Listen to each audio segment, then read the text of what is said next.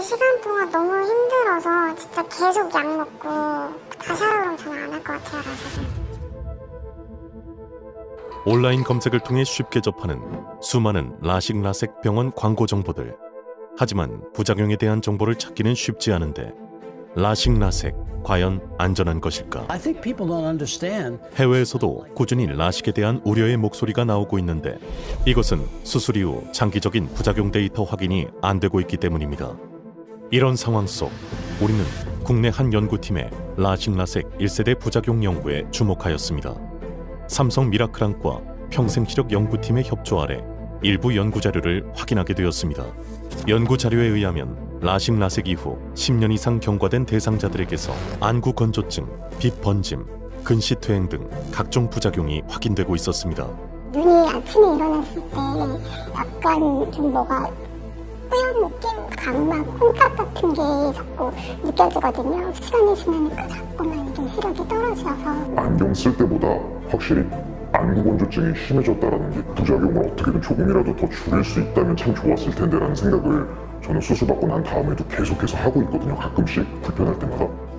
원인 확인을 위해 각막 검사를 진행한 결과 상당수에게서 손상된 각막 상태를 확인할 수 있었습니다. 라식 라섹에서 발생되는 부작용의 주요 원인 중 하나는 각막 손상입니다. 기아 방식의 레이저 수술은 각막에 불가피한 데미지를 주게 되는데 문제는 각막은 한번 손상을 입으면 회복이 어렵다는 점입니다. 그렇다면 과연 시력 교정술을 포기하는 것이 최선의 방법일까? 취재진은 최근 해외 연구 발표에서 수술 후 부작용을 90% 이상 감소시켜 화제가 된 라이프 스마일 라식에 주목하였습니다. 라이프 스마일의 가장 큰 차이는 펨토초 레이저를 이용한 수술법입니다.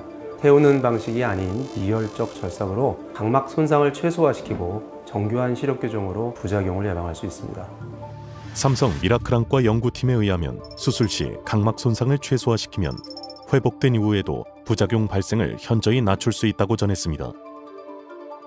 좀 더 정확한 확인을 위해 라이프 스마일 환자와 라섹 환자의 차이에 대한 비교 연구를 진행하였습니다. 특수 현미경을 통해 수술 직후 각막 손상 정도를 비교한 결과 수술법의 차이로 발생된 각막 상피 손상의 차이를 확인할 수 있었습니다. 우리는 일정 회복 기간이 지난 후 동일 비교 실험자를 대상으로 안구 건조증 검사를 진행하였습니다. 검사 결과 라섹은 빠르게 눈물막이 파괴되는 반면 라이프 스마일은 정상 기준 시간까지 눈물막이 유지되는 것을 확인할 수 있었습니다. 분명 나쁜 시력은 심각한 질환이 아닙니다.